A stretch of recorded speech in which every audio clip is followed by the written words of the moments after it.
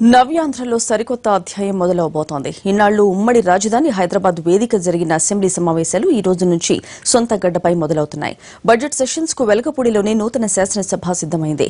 తొలి రోజు ఉభయ సభల్లో సభ్యులను ఉద్దేశించి గవర్నర్ ప్రసంగిస్తారు.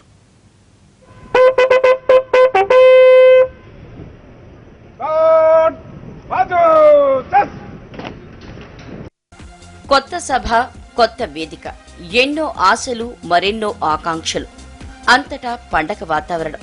అమరావతిలో మరో ఘట్టం ఆవిష్కృతమవుతోంది. అసెంబ్లీ సమావేశాలు సొంత గడ్డపై జరగబోతున్నాయి. రాష్ట్ర విభజన తర్వాత 2.5 ఏళ్లుగా ఉమ్మడి రాజధాని హైదరాబాద్లోనే శాసనసభ సమావేశాలు జరిగాయి. స్వరాష్ట్రం నుంచే పరిపాలన ఇప్పటికే ప్రారంభించినప్పటికీ అసెంబ్లీ సమావేశాలు మాత్రం భవనాలు, వసతుల కొరత కారణంగా హైదరాబాద్ నుంచే జరిగేవి. ఇప్పుడు ఆధునిక హంగులతో నూతన భవనం సిద్దమవడంతో అమరావతిలో తొలిసారి అధ్యక్ష అనే పదం మారుమ్రోగనుంది. ఇప్పటిదాకా హైదరాబాద్ లో అసెంబ్లీ సమావేశాలు చూడటానికే అలవాటు పడ్డ రాజధాని గ్రామాల ప్రజలు తమ దగ్గర అసెంబ్లీ జరగడాన్ని చూడాలని ఆసక్తిగా ఉన్నారు. ప్రజాప్రతినిధులకు స్వాగతం పలకటానికి రెడీ అయ్యారు. ఇటు అధికారులు, పోలీసులు కూడా మొదటి సమావేశాలకు ఎలాంటి ఇబ్బంది లేకుండా ఏర్పాట్లు చేస్తున్నారు.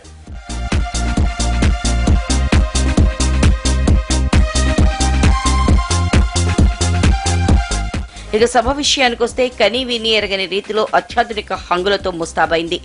మైకులతో కూడా అవసరం లేకుండా స్టాండ్ సిస్టమ్ ఏర్పాటు చేశారు. తాత్కాలిక భవనమే అయినా సౌకర్యాల్లో ఎక్కడా లోటు లేకుండా సిద్ధం చేశారు. మైకులు లేకపోవడంపై కాస్త అసంతృప్తి వ్యక్తమైనా తక్కువ సమయంలోనే సభాభవనాన్ని బాగా రెడీ చేశారని అధికార, ప్రతిపక్ష ఎమ్మెల్యేలే కితాబిచ్చారు. బడ్జెట్ సెషన్స్ కావడంతో తొలి రోజు గవర్నర్ ప్రసంగిస్తారు.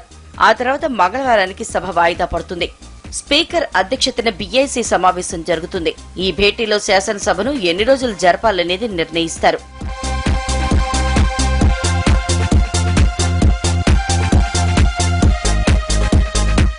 కొత్త భవనం, కొత్త వ్యవస్థ అంతా బానే ఉంది. కానీ ప్రజాప్రతినిధుల మైండ్ సెట్ మారిందా లేదా అనేదే చర్చనీయాంశంగా మారింది. ఇప్పటికే రోజా ఎపిసోడ్ తో సమావేశాలకు ముందే వేడి రాచుకుంది. రోజాపై మరో ఏడాది సస్పెన్షన్ కు ప్రివిలేజ్ కమిటీ సిఫార్సు చేసిందన్న వార్తలతో వైసీపీ అలర్ట్ అయింది. రేపు రోజా భవితవ్యాన్ని సభే తేల్చనుంది. మరోవైపు ఫిర్యాదుల రగడ ఉండనే ఉంది. ఇక ప్రత్యేక ప్యాకేజ్, జగన్ పై కేసులు వంటి అంశాలు కూడా సభలో వేడి పుట్టించే అవకాశం ఉంది. ఈసారి ప్రతిపక్షం ఎలా వ్యవహరిస్తుంది, అధికార పక్షం ఎంతవరకు వైసీపీని కలుపుకుపోతుంది? ఈ ప్రశ్నలు అందరిలో ఆసక్తి కలిగిస్తున్నాయి.